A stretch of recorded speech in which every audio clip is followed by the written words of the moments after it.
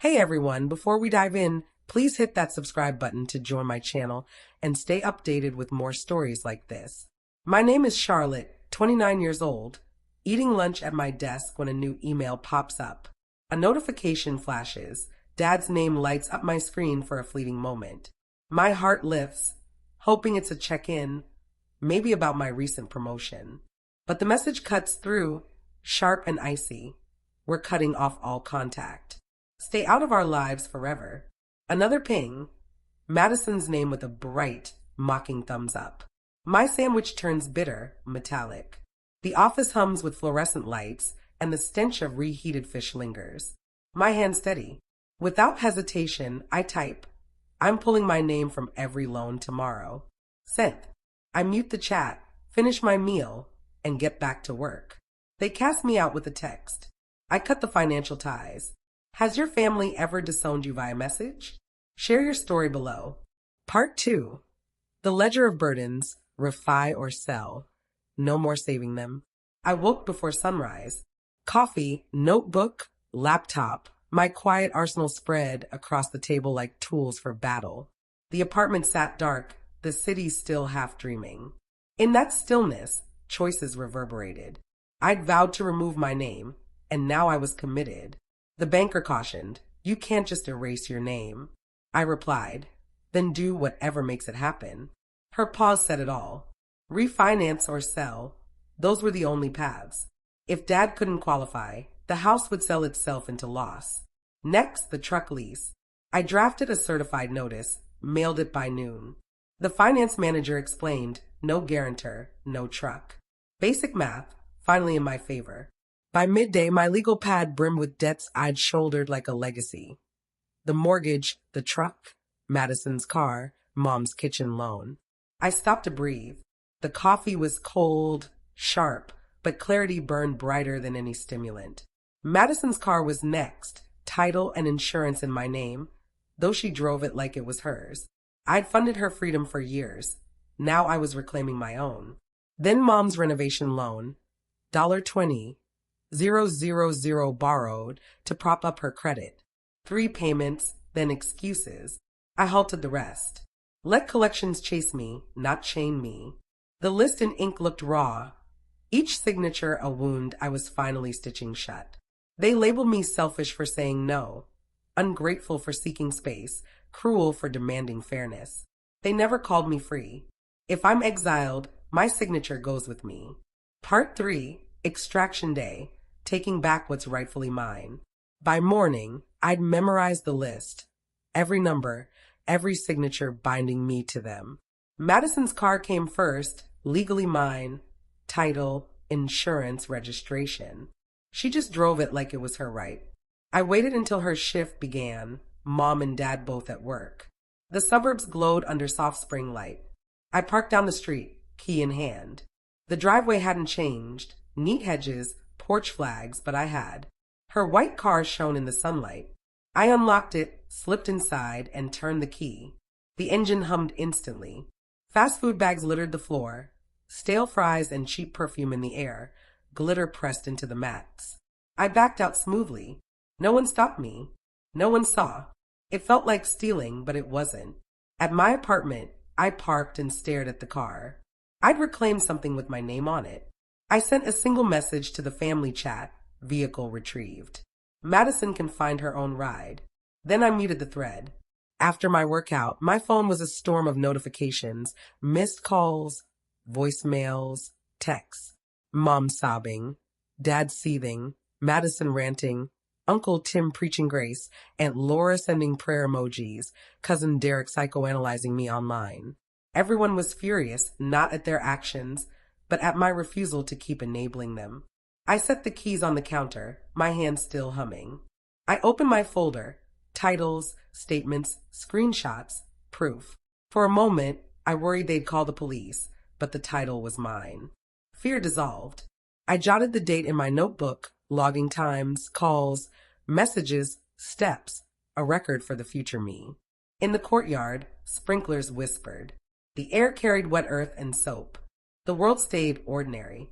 I showered, slipped into cozy clothes, brewed tea, and watched the steam curl. Grandma Ruth called at 9 p.m., her voice steady and kind.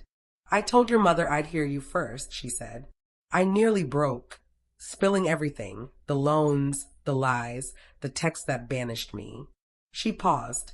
When your mother was young, she said, she borrowed $5,000 from us. Never repaid it. Thought it was a gift. Another pause. Some think love means endless bailouts. You're right to stop sinking for them. Her voice trembled once, then held firm. You're like your grandfather. He valued earned peace. When we hung up, I sat in the dark, the car keys cool in my hand. Freedom wasn't loud. It was clear, like air after a storm. Part 4. The Reckoning. My truth versus their claims. The will. Morning came with a barrage of notifications, sharp like hail on a window. Mom's voicemails wove guilt with Bible verses. Dad's text warned of lawyers and police. Madison went viral with a Facebook post titled My Truth, painting me as jealous, controlling, spiteful. Her friends showered her with heart emojis. A former coworker commented, "Didn't Charlotte cover that car?" The comment vanished fast, along with the coworker. My phone kept buzzing, screenshots from distant cousins, hashtags about betrayal and narcissists. I locked my accounts, reset passwords, disabled read receipts. Then I opened my evidence folder. Mortgage records, lease agreements, loan terms, dates, amounts, my signatures. I photographed it all, saved copies to 2 drives, emailed myself a zipped file. Dad's next message arrived, a photo of letterhead, not a letter, with a vague threat. Expect consequences. I forwarded it to Lauren, my lawyer. She replied in 6 minutes. Bluff. Keep your records spotless. I brewed tea and calm settled in. At noon, Grandma Ruth called again. I've thought it over, she said. I'm revising my will this week. I gripped the counter. Grandma, you don't have to. I do, she said. Your mother mistakes love for access. You mistake love for duty. Stop that. Her voice softened, not frail. Something solid clicked inside me. Permission I didn't know I craved.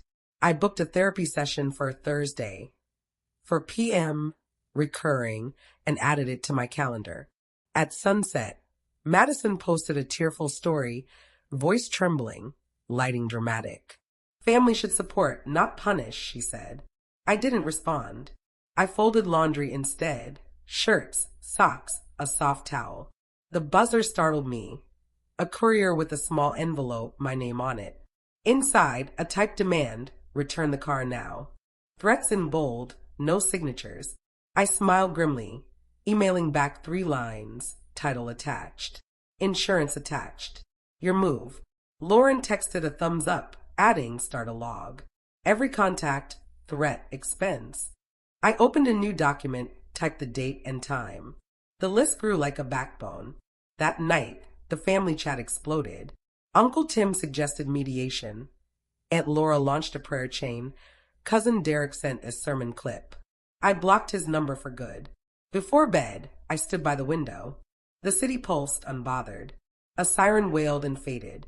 My life felt leaner, clearer, not hollow but precise. I set my phone face down, silenced notifications. Quiet claimed its place. I slept deeply, no dreams of sinking. They spun their story. I kept my records and my peace. Part 5. Consequences land, forced sale, settlement, promotion. The house hit the market in June. I didn't visit. Agents arranged fruit bowls and crisp towels. I signed papers online and moved forward. Dad tried to refinance, but was rejected twice. The lender emailed next steps. Sale required, timeline included. I sent it to my lawyer. An offer came after 6 showings, good schools, clean inspection, closing in 30 days. I kept my camera off at the signing. The wire confirmation arrived that afternoon. After fees and the mortgage, equity remained $20,000 for me. I saved the receipt. Dad texted, "You're a vulture." I archived it. The truck lease sorted itself out. The dealership demanded a new guarantor or return. Dad found a co-worker to co-sign. I mailed my release letter anyway. File updated, liability gone. Madison's car stayed parked at my place. I updated the insurance and plates. scheduled maintenance. No more glitter in the mats. Mom's kitchen loan lingered in my mind, $20,000 in my name, 3 payments from her, then nothing. I stopped paying last winter. My credit dropped 60 points. I let it. Collections called 6 months later, balance now $13,000 with fees. I negotiated a $5,000 settlement, single payment, deletion promised in writing. I paid and filed the agreement. My math was clear. $9,000 already paid, $5,000 to settle, $14,000 of a $20,000 debt. A wound sealed, scarred but closed. Work saw my focus sharpen. I stayed late for projects, not crises, and mentored new hires. My manager booked a one-on-one. You've grown, she said. Clients request you by name. Promotion in 3 months, senior title, 15% raise. I funneled the extra to savings. Madison's posts grew louder, sadder, rants about toxic people, devotionals mixed with ads. A coworker commented, "Didn't your sister pay for it all?" The comment and account disappeared. I didn't chase online drama. My story lived on paper, dates, amounts, outcomes, plans. Grandma Ruth visited in August, small suitcase, warm hug, sharp eyes. She handed me a card and a check. "For your buffer," she said. "Not your burden." We ate lunch by the window, talking work and condo hunting. I spoke without flinching. As she left, she paused. "Proud of you," she said. "Not for fighting, for ending the rescue." That night, I checked public records. Bankruptcy filings listed familiar names, no surprise. They chose consequences over change. I closed the tab, breathed deeply. I was no longer their safety net or shadow. I washed dishes, wiped counters. The apartment stayed neat, quiet. Bills paid, calendar clear, inbox tame. Freedom felt like a Tuesday. They wanted my credit. I claimed my future. Part 6. Closure without permission, condo, therapy, chosen peace. I toured condos with a calm pulse, my name alone on the paperwork. A one-bedroom overlooked a green park, morning light streaming through tall windows. The lender approved me fast, clean history, clear math, firm boundaries. On closing day, I signed the loan, my name steady on every page. The keys landed in my hand, light but final. Friends helped me move, pizza, blankets, jokes about adulting. We built shelves, laughed freely. Grandma Ruth visited the next weekend, small suitcase, wide smile, bright eyes. She brought soup and stories. "I updated my will," she said. "Your mother gets modest support. You get the rest." I started to object. She raised a gentle hand. Accept care without fighting it. Work stayed steady, not chaotic. Deadlines met, weekends mine. I bought a used bike, rode it through the park. Therapy on Thursdays named losses plainly and built quiet joy. I sometimes reread Dad's text, "Stay away forever." It no longer stung. It shone like an exit. Madison kept posting. I stopped looking. Stories need listeners. Mine moved out. At dusk, I walked the park loop, kids racing by, the air alive. A text came from someone new, kind and patient, suggesting Saturday plans. I said yes without weighing rescue. I liked this version of myself. That night, I opened the balcony door, city sounds mingling with warm air. I watered thriving plants. Peace wasn't a grand event, it was a habit. Bills on autopay, phone silent, lock secure, windows open. If you've chosen boundaries over approval, I'm proud of you. Share what you held onto and what you let go. I removed my name from their loans and their lives.